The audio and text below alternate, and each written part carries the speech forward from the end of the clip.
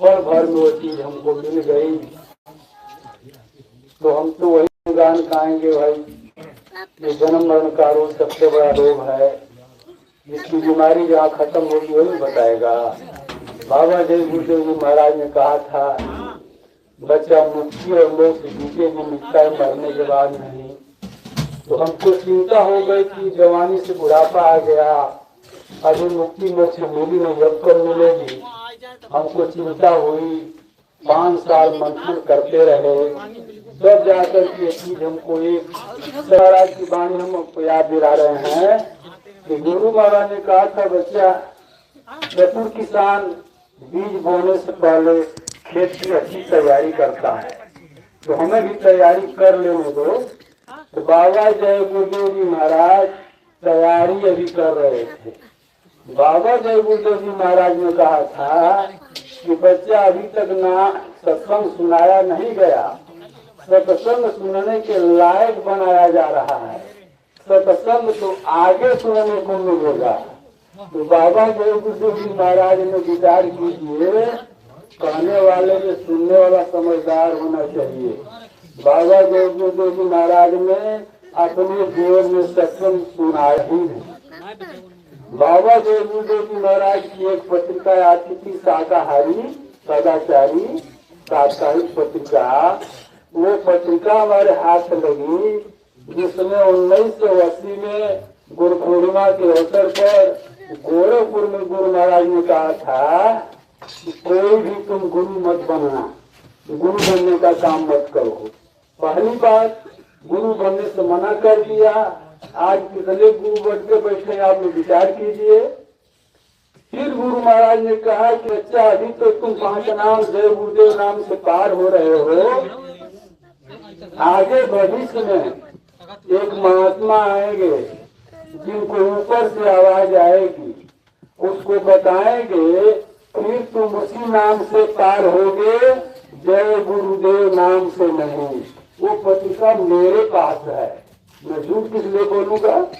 तो आप लोग विचार कीजिए कि अभी आप जय गुरुदेव नाम जप रहे हैं, और वो गुरु महाराज ने भी कहा था कि समय का डॉक्टर हुई बीमारी ठीक करता है, तो समय का सदगुरु हुई मुक्ति मोक्ष का दाता होता है। और बाबा जय गुरुदेव जी महाराज से किसका भला है? हमसे असत्य असत्य। तो हमें क्या करना है? हमें ऐसा गुरु धारण करना है जो असार असार को छुड़वा दे और सार सार ग्रहण करवा दे। तो क्या कह रहे हैं? तो कह रहे सतगुरु ऐसा चाहिए जैसा सूप सुहाए और सार सार तो गही रहे, थोथा दे उड़ाए। यानी हमें गुरु कैसा चाहिए?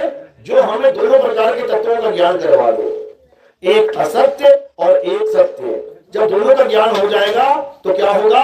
हम असत्य को त्याग सकेंगे और सत्य को धारण कर पाएंगे। जब तक हमें यही नहीं पता कि असत्य होता क्या है, तब तक हम उसको त्याग ही नहीं सकते। तुम मार्केट गए, सुनयारे की दुकान पे चले गए और तुमने उसको क्या बोल दिया कि ये अंगूठी बेचनी है, मुझे कितने पैसे मिल जाएंगे? अब लाए थे तुम 10, क्या बात कर रहे हो? 10,000 की लेके आया हूं मैं, सोने की है।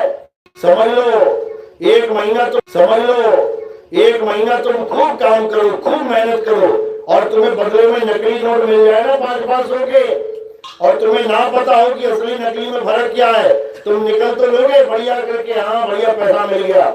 लेकिन जब चलाने जाओगे हर जगह दुकाने जाओगे, निकलो यहां से नकली नोट लेके घूम रहा है। इसी प्रकार जो नाम तुम अपने गुरुओं से ले चुके हो, अब मौका है कि चेक कर लो असली है कि नकली, और अगर मृत्यु आ गई इससे पहले तो दुर्गति हो जाएगी।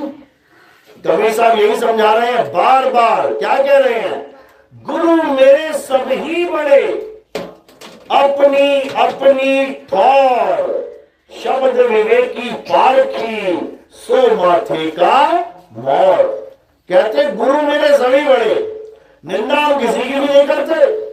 कोई भी गुरु किसी भी चेले ने धारण किया है, अच्छी बात है। क्यों? क्योंकि गुरु से ज्ञान मिलता है। और किससे मिलेगा ज्ञान? गुरु से मिलता है। इसलिए बोला गुरु मेरे सभी बड़े। कोई किसी को गुरु बना के बैठा है, कोई किसी को बना के बैठा है, कोई किसी, अच्छी बात है, कम से कम गुरु तो बनाया, निगुरा तो नहीं है, अच्छी बात है। लेकिन गुरु धारण करने के बाद जो दीक्षा में तुम्हें सामान मिला है उसको चेक कर लो कि सही है या गलत। तो अगली लाइन में क्या बोल रहे हैं? शब्द विवेकी पारखी सो माथे का मोर, गुरु मेरे सभी बड़े अपनी अपनी ठौर। यानी ठौर का मतलब होता है ठिकाना। जैसे सामने सीढ़ी दिख रही है छत पे जाने के लिए, तो हर पौड़ी एक ठिकाना है। पहली पौड़ी, दूसरी पौड़ी, तीसरी पौड़ी, चौथी, पांचवी, छठी सीढ़ी, सातवीं, आठवीं, नौवीं, 10वीं पहुंच रही है छत पे। अगर तुमने धरती से उठ के पहली पौड़ी पे भी कदम रख दिया, भले छत पे ना पहुंचो, लेकिन धरती से तो उठ गए ना ऊपर थोड़ा सा, तो फायदा हुआ कि नुकसान? फायदा हुआ। एक कदम भी अगर तुम ऊपर बढ़ गए तो तुम्हारा फायदा हो गया। 10 में से 1 कवर हो गया। और कितने बचे? और 9 बचे हैं। अगला गुरु मिल गया और आगे बढ़ गए। नुकसान हो गया कि फायदा? फायदा। लोग कहते हैं इसने गुरु बदल लिए नरक में चला जाएगा। अरे गुरु बदलने पर उसको फायदा हो गया, वो 1 कदम और ऊपर चला गया। अब उसके जीवन में केवल 8 कदम बचे हैं। अब एक गुरु और मिल जाए और आगे का ज्ञान मिल जाए तो उसका और फायदा हो जाएगा। लेकिन कब तक गुरु बदलने हैं? जब लग मिले नहीं शब्द वो साचा, तब लग गुरु करो 10 पाचा। ये झगड़ा नहीं है कि हाय गुरु जी बदल लिए इस बंदे ने, इसके घर तो पानी नहीं पिएंगे, इसके घर तो खाना नहीं खाएंगे। ये भरमजाल से बाहर आ जाओ। गुरु बदलने का मतलब है कि उस बंदे की तरक्की हो गई है, उसने अधूरे ज्ञान को छोड़ के आगे का ज्ञान पकड़ लिया है। लेकिन कैसे पता लगे कि कौन सा गुरु अधूरा और कौन सा गुरु पूरा है? शक्ल तो सबकी एक जैसी लगती है, दाढ़ी मुझे बढ़ा ली, टोपी पहन ली और सफेद कपड़े पहन लिए, सारे गुरु जी एक जैसे लगेंगे। लेकिन उसमें फर्क क्या है? फर्क है नाम का। वो नाम दीक्षा में दे क्या रहे हैं, ये फर्क है। गुरु मेरे सभी बड़े अपनी अपनी ठौर, शब्द विवेकी पारखी। क्या होता है ये? क्या होता है शब्द विवेकी पारखी? अच्छे से समझ लेना।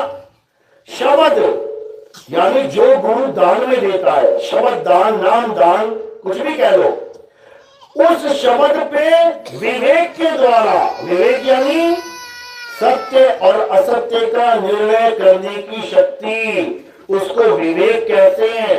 शब्द विवेकी पारखी। पारखी का मतलब परख करके असत्य को त्यागने वाला और सत्य को धारण करने वाला। यानी हमें कैसा गुरु चाहिए? शब्द विवेकी पारखी। जो हमारे गुरुओं ने आज तक हमें शब्द दिए हैं, राधा स्वामी में चले जाओ 5 नाम मिल जाएंगे। ज्योत निरंजन ओंकार रारंकार सोहम सतनाम। बाबा जय गुरुदेव में चले जाओ, वहां फिर 5 नाम मिल जाएंगे, थोड़ा सा बदल के। राधा स्वामी वाले ज्योत निरंजन बोलते हैं और ये केवल निरंजन बोलेंगे। निरंजन ओंकार रारंकार सोहम सतनाम। रामपाल जी वालों में चले जाओ, वहां तुम्हारे नाम बदल जाएंगे। ओ हम कलियम शनियम फरियम, दुनिया भर के नाम। कहीं और चले जाओ, कोई सोहम सोहम जपवा देगा। कहीं और चले जाओ, कोई राम राम लिखवा देगा। कहीं और चले जाओ, वाहिगुरु वाहिगुरु लिखवा देगा। कहीं और चले जाओ, ओम नमः शिवाय जपवा देगा। कहीं और चले जाओ, जो जहां मर्जी चले जाओ। कौन सा बात बताओ? हर बाबा नाम देने में लगा हुआ है। कौन से नाम? ये अक्षरों वाले नाम, हिंदी के नाम, पंजाबी के नाम, उर्दू के नाम। तुम हिंदुस्तान में रहते हो, तुम्हारा गुरु हिंदुस्तानी है, कौन सी भाषा का नाम देगा? हिंदी भाषा का मिल गया तुम्हें। और तुम चाइना में होते और तुम्हारा गुरु चाइना भाषा वाला होता तो क्या नाम देता? आऊ आऊ चाऊ। तो तुम जप रहे होते आऊं माऊं चाहूं और सोच रहे होते इससे मेरी मुक्ति हो जाएगी क्या? जैसे चाइना के नाम जपने से मुक्ति नहीं हो सकती, वैसे हिंदी नाम जप के भी मुक्ति नहीं होगी, वैसे पंजाबी नाम जप के भी मुक्ति नहीं होगी, वैसे इटालियन, जर्मन, फ्रेंच, जापानीज किसी नाम को जपने से मुक्ति नहीं मिलेगी, क्योंकि ये झूठे नाम है, ये बनने बिगड़ने वाले नाम है, ये 52 अक्षरी नाम है, ये लिखने मिटाने वाले नाम है, ये होठ कंठ जीव से बोले जाने वाले नाम है, इसलिए नकली नाम है।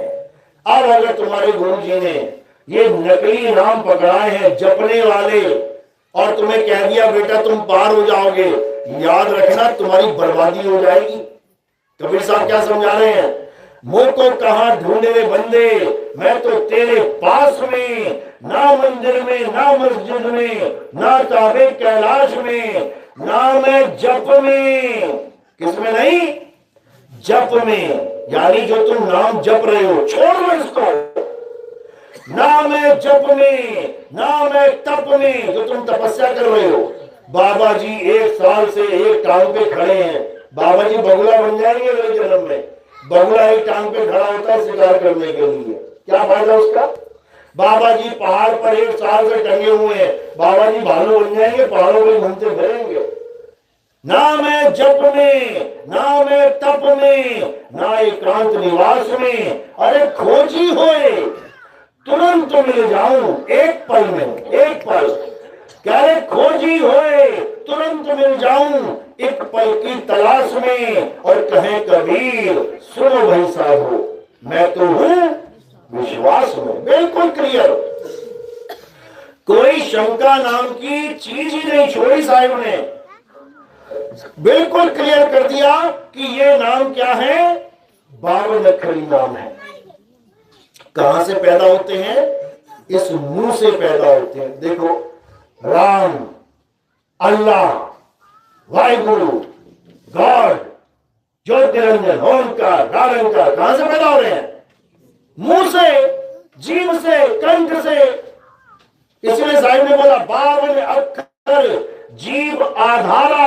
अभी जीव काटनी जाए ना, अब बताओ कौन सा नाम बोलोगे, कौन सा नाम जपोगे, किसको पुकारोगे?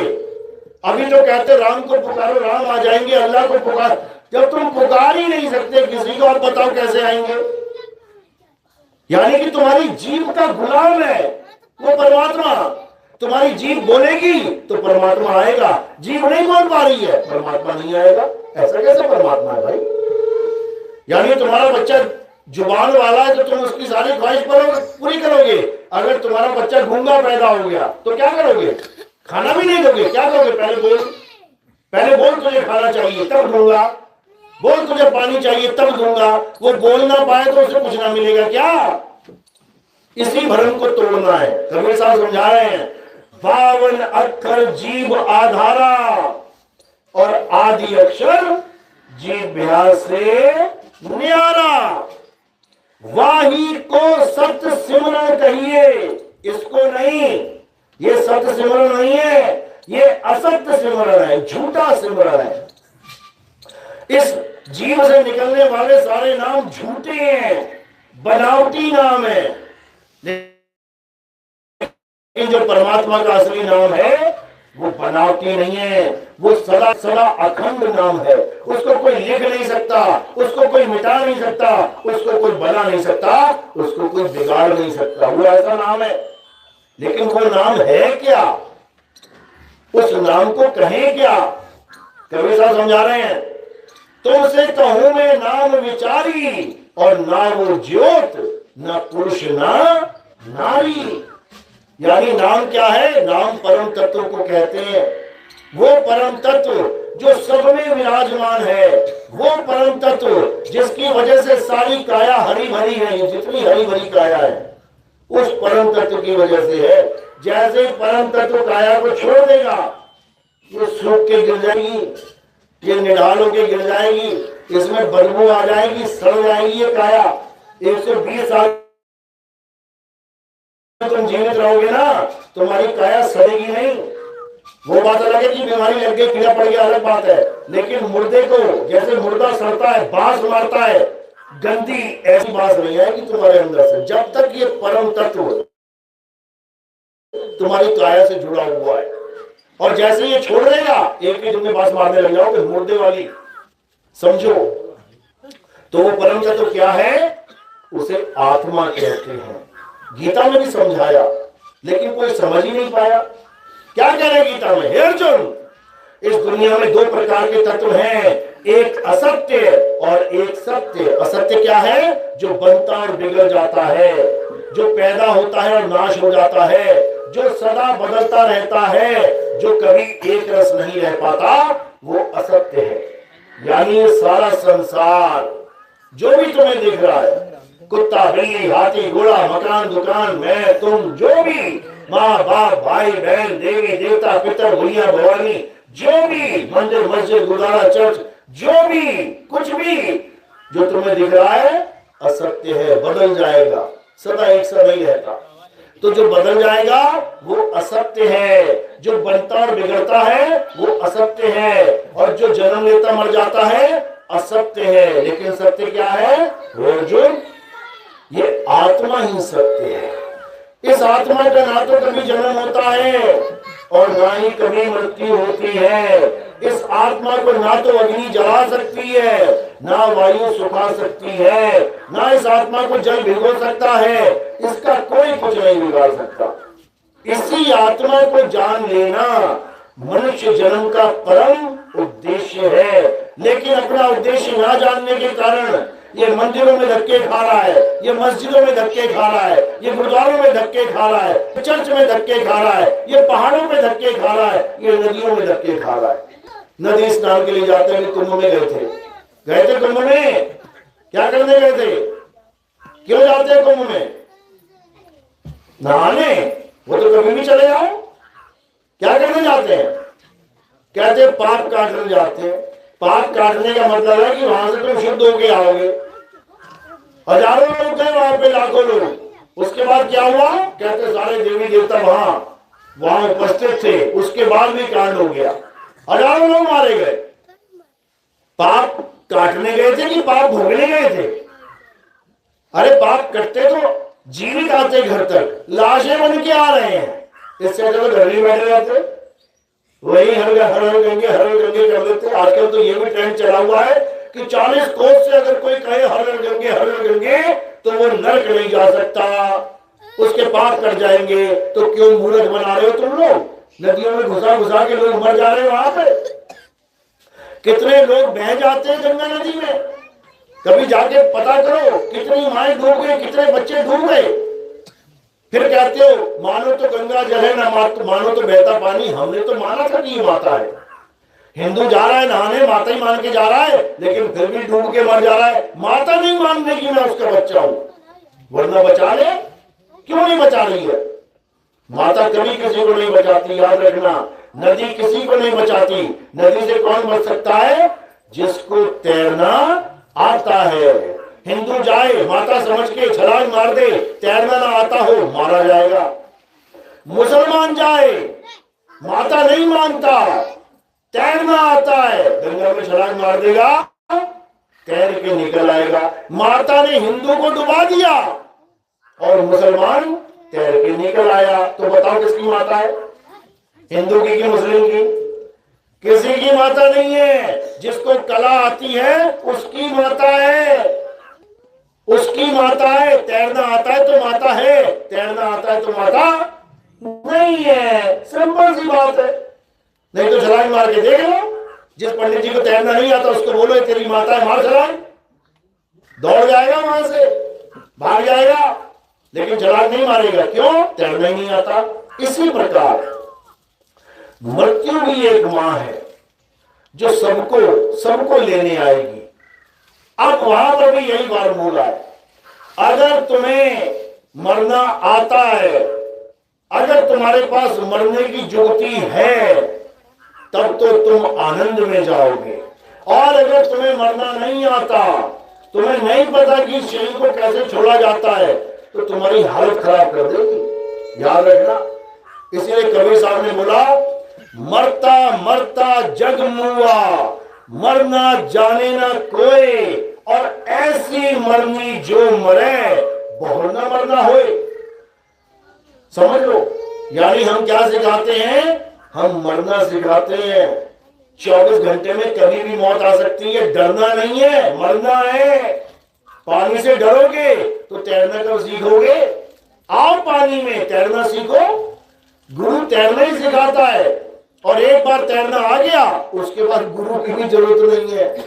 तुम्हें तैरना आ गया, 1 महीना 2 महीना सीख लिया तुमने किसी स्विमिंग पूल में, उसके बाद तुम्हें कोई नदी में धक्का दे दे तो डूब जाओगे क्या? जो पानी स्विमिंग पूल में है वही पानी नदी में है, वही पानी समंदर में है। गुरु तुम्हें जीते जी मरना सिखा देगा। जो जीते जी मरना सीख जाता है वो मरने के बाद भी नहीं मरता। इसी प्रकार जब मौत आए करते हैं, इसको समझ लो। इस काया में, पिंजरे में एक तोता फंसा हुआ है। उस तोते को क्या कहते हैं? जीव। हर शरीर के अंदर एक जीवात्मा है, हर शरीर में एक अविनाशी जीवात्मा है। एक भी ऐसा शरीर नहीं है जिसमें वो तोता नहीं है। तोता डर रहा है, क्यों? पिंजरा छोड़ने से। जब पिंजरा छूटने वाला होता है तोता रोने लग जाता है, तोता गिड़गिड़ाने लग जाता है, तोता डॉक्टर के चक्कर काटने लग जाता है। डॉक्टर साहब बचा लो। बचा लो का मतलब, डॉक्टर साहब मैं पिंजरा छोड़ने के लिए तैयार नहीं हूं, मैं नहीं चाहता कि मैं पिंजरे से बाहर निकलूं, मुझे बचा लो। यानी अविनाशी जीव, अविनाशी तोता पिंजरे में रहना इसको सुख मान रहा है, और पिंजरे से उड़ जाना इसको दुख मान रहा है। जबकि असल में क्या होता है? उल्टा होता है। एक तोता पाल के देख लेना, और क्या करना? उसका पिंजरा खोल के देख लेना, क्या करेगा? फुर्र से उड़ जाएगा, रोता हुआ उड़ेगा कि मुझे बड़ा दुख हो रहा है कि मुझे उड़ना पड़ रहा है। इतना खुश होकर उड़ेगा कि वापस झांकेगा भी नहीं पिंजरे की तरफ। पर क्यों? कारण क्या है? क्योंकि उसको पता है कि पिंजरे से अलग भी एक जगह है जहां जाके मैं अत्यंत सुखी रहूंगा। यही कारण है उसकी खुशी का। और हमारे दुख का कारण क्या है? क्योंकि हमें इस पिंजरे के अलावा पता ही नहीं है जाना कहां है। अगर हमें पता लग जाए कि हमने जाना कहां है, भाई साहब होड़ लग जाएगी पिंजरा छोड़ने की, कि पहले मैं पहुंचूं तो पहले मैं पहुंचूं। समझो, अभी हमें क्या पढ़ा दिया गया है कि पिंजरा छूटा तो तुम मरा। उसके बाद क्या समझ में आ जाएगा कि पिंजरा छूटा और मैं उड़ा। अब मरा और उड़ा, इसमें कोई फर्क है क्या? कोई फर्क नहीं है। तोता मर जाए, तोता उड़ जाए, कोई तो फर्क होगा। बस यही फर्क है। हमें डरा दिया गया कि तू पिंजरे से अलग हो गया, तू मर जाएगा।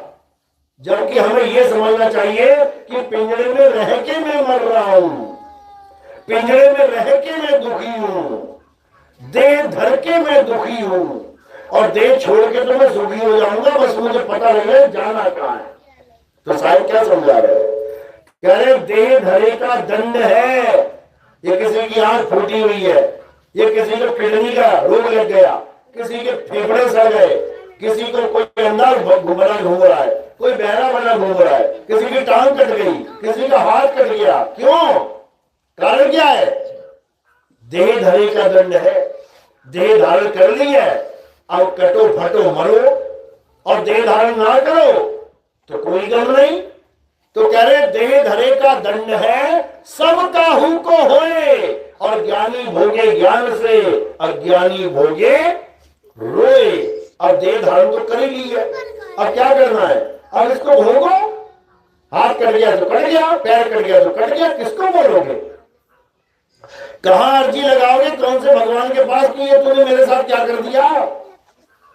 कोई तुम्हारी रक्षा करने वाला नहीं है, याद रखना।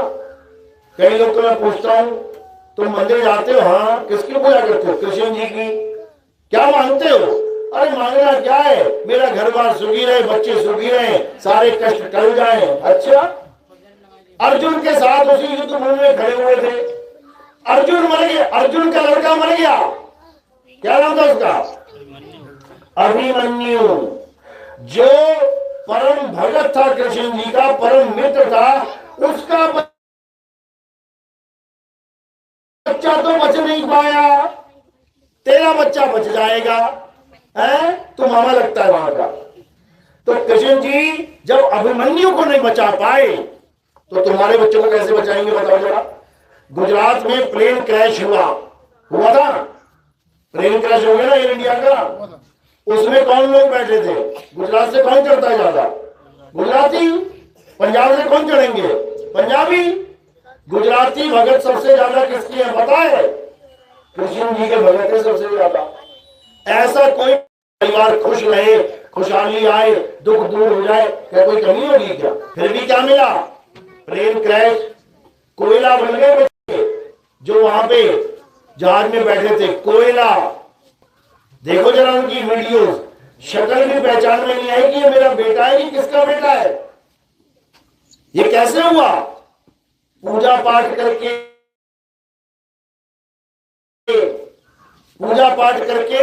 ये प्रसाद मिला है, आत्मदेव है, आत्मदेव।